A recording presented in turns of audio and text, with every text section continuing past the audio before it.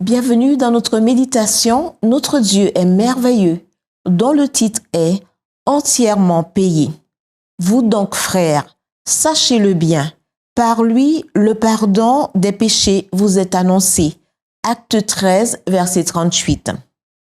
Ce fut lors de sa première visite à Jérusalem, lors de la Pâque, que Jésus donna des preuves du fait qu'il avait compris le but de sa naissance dans notre monde.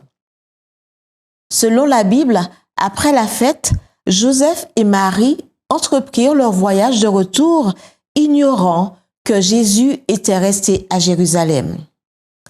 Après 3 jours de recherche angoissante, quand ils le trouvèrent enfin, sa mère lui dit « Enfant, pourquoi nous as-tu fait cela ?» Il leur dit « Pourquoi me cherchiez-vous? Ne saviez-vous pas qu'il faut que je m'occupe des affaires de mon Père ?» Luc 2, versets 48 à 49. Par cette réponse, Jésus indiquait pour la première fois qu'il avait une mission spécifique à accomplir.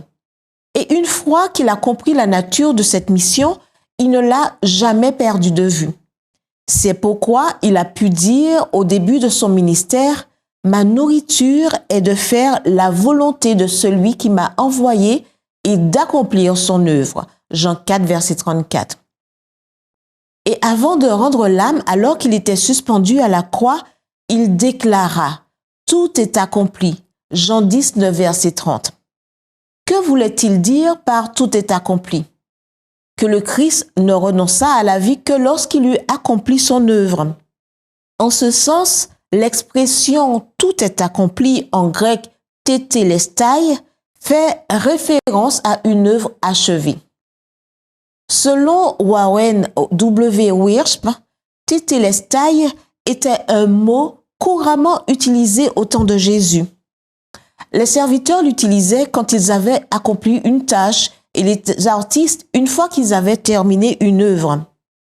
Les prêtres grecs l'utilisaient aussi quand les adorateurs apportaient au temple une victime pour le sacrifice.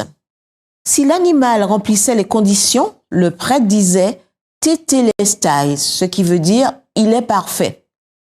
Et lorsqu'une personne avait fini de payer son crédit, le vendeur établissait un reçu en y inscrivant le mot tétélestai, entièrement payé. Donc, que disons-nous? Exactement ce que l'apôtre Pierre affirme dans notre texte biblique d'aujourd'hui. Le pardon de nos péchés est possible grâce au sacrifice accompli par notre Seigneur sur la croix, car en versant son sang précieux, Jésus a entièrement payé notre dette de péché et nous a offert une nouvelle chance. Autrement dit, nous ne sommes plus soumis à la servitude. Quand le péché a abondé, la grâce a surabondé. Prions. Merci Jésus-Christ d'avoir annulé ma dette de péché. Aujourd'hui, je veux faire usage de la liberté que tu m'as rendue pour t'accepter comme mon Seigneur et Sauveur. Au nom de Jésus. Amen.